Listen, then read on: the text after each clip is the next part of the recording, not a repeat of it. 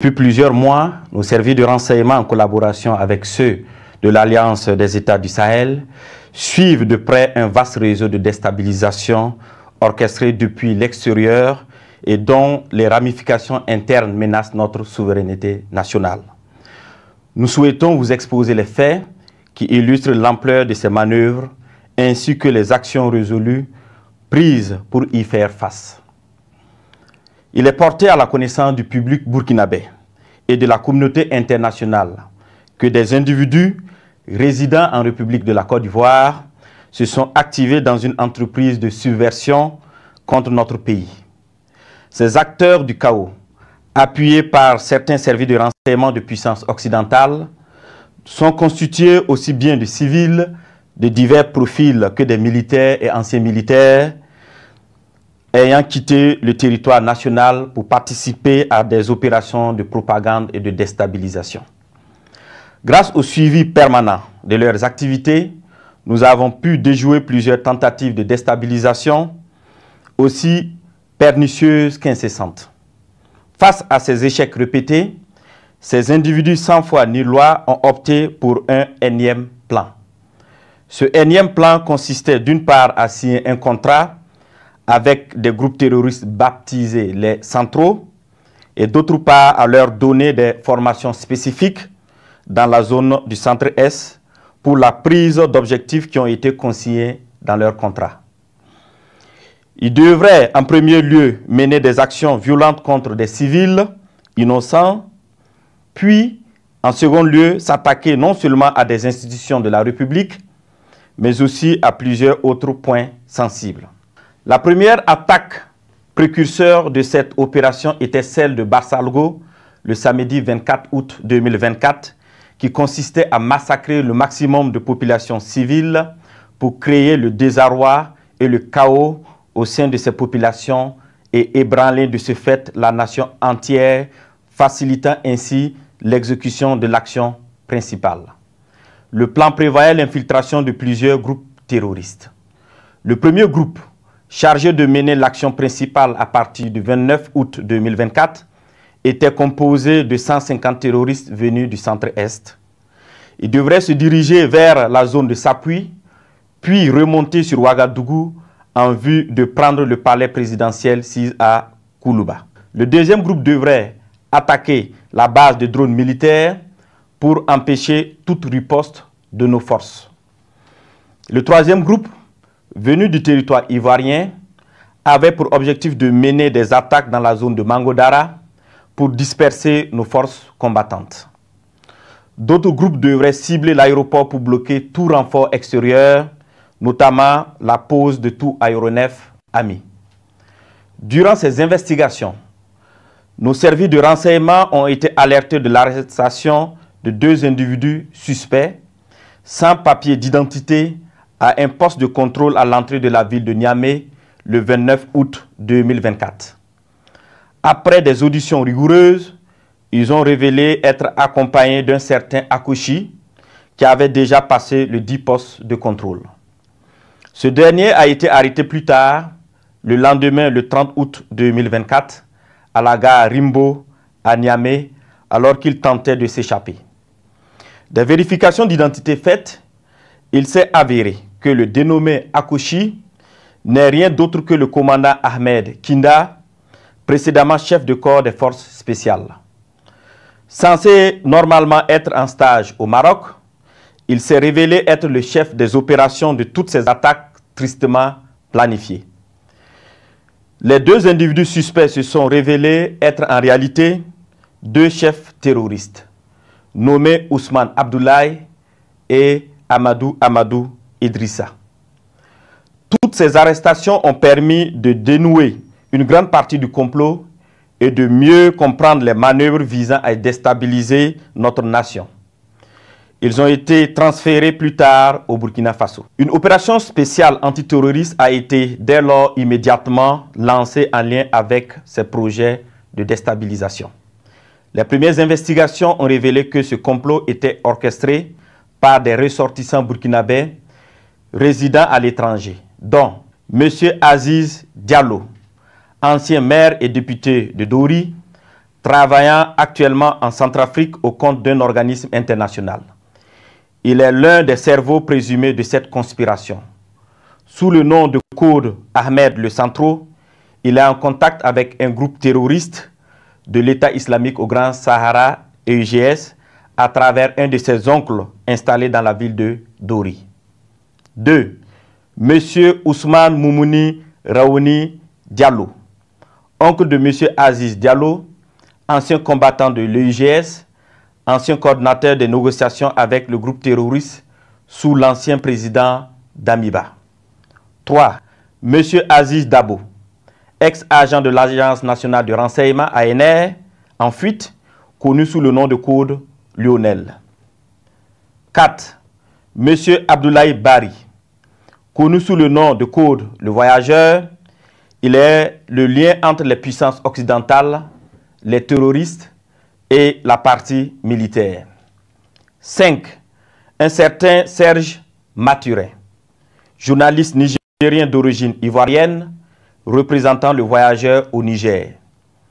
Il a hébergé le commandant Ahmed Kinda la nuit du 29 août 2024 pour lui permettre de s'échapper et devrait faciliter également l'infiltration de tout le commando à l'est du Burkina Faso. Monsieur Abdoulaye Bari lui avait demandé de garder par devers lui 4 téléphones satellitaires de marque Touraya destinés aux opérations funestes. 6. Monsieur Djibril Yipene Bassolé, ancien ministre des Affaires étrangères du Burkina Faso.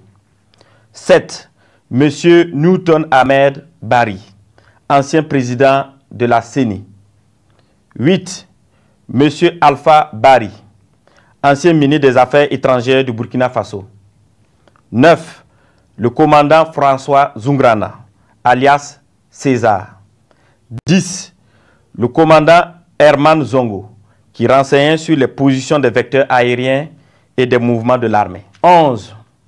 Le commandant Joanny Kompori, ancien directeur général de la Sonabi, qui recherchait des drones kamikazes. 12. Le colonel Zala, travaillant dans le système des Nations Unies en Centrafrique. 13. Le lieutenant-colonel Paul-Henri Sandago Damiba, alias le Patriarche, qui dirige le volet militaire de ce complot. 14. Le lieutenant-colonel D. Romeo Woba, alias Rodriguez, qui est le chef du centre des opérations à Accra. 15. Plusieurs autres officiers à l'extérieur du pays sur lesquels les investigations se poursuivent. Ces déstabilisateurs, en collaboration avec des complices à l'intérieur du pays, menaient des actions de désinformation massive et utilisaient des pratiques occultes pour s'aimer la confusion et la division. Plusieurs marabouts ont été consultés par M. Abdoulaye Bari, alias le Voyageur, qui s'est fait aider par le sergent-chef Tendano, alias Taylor, ancien élément des forces spéciales qui sera arrêté plus tard par nos services de renseignement. Ce dernier donnait des renseignements à l'ennemi et avait en charge de recruter des éléments pour les opérations de déstabilisation. Il a en outre pris contact avec son père, marabout très connu dans la zone de Bogandé, afin qu'il travaille à ce que les infiltrations des terroristes se passent très bien. Suite à l'arrestation du commandant Ahmed Kinda, alias Akoshi, et des 2 chefs terroristes, il avait été convenu dans un premier temps de ne pas divulguer l'information pour permettre ainsi nos services de découvrir toute l'étendue du réseau. Les communications interceptées ont révélé l'implication de plusieurs opérateurs économiques dans le complot. Des enregistrements de ces communications seront bientôt diffusés au public dans les prochains jours. D'autres leaders de la société civile participant aux échanges via un groupe WhatsApp dénommé IB Dégage sont également impliqués dans cette vaste entreprise. La plupart des réunions de planification se menaient au Ghana, dans le quartier Ashimota, à l'hôtel Jidi Lodge à Accra. Certaines autres réunions se menaient à Tamale, en présence de M. Abdoulaye Bari, alias le Voyageur, et du lieutenant-colonel D. Romeo Woba, alias Rodriguez. Dans un second temps, Il avait été convenu que le commandant Ahmed Kinda alias Akouchi, le sergent-chef Tendano alias Taylor et les 2 chefs terroristes, accompagnés de l'une de nos équipes, montrent le site de stockage de leurs équipements et de leurs matériels divers. Ce lieu, sous la garde des terroristes à la solde du commandant, a été localisé non loin de la ville de Tenkodogo. Une fois sur place, ceux-ci ont tenté de s'échapper, mais des échanges de tirs sont suivis, au cours desquels ils ont été neutralisés en sus de plusieurs autres terroristes. Les autres déstabilisateurs, loin d'abandonner leur funeste entreprise, ont décidé de peaufiner un nouveau plan lors d'une réunion qui doit se tenir normalement au Nigeria le 27 septembre 2024.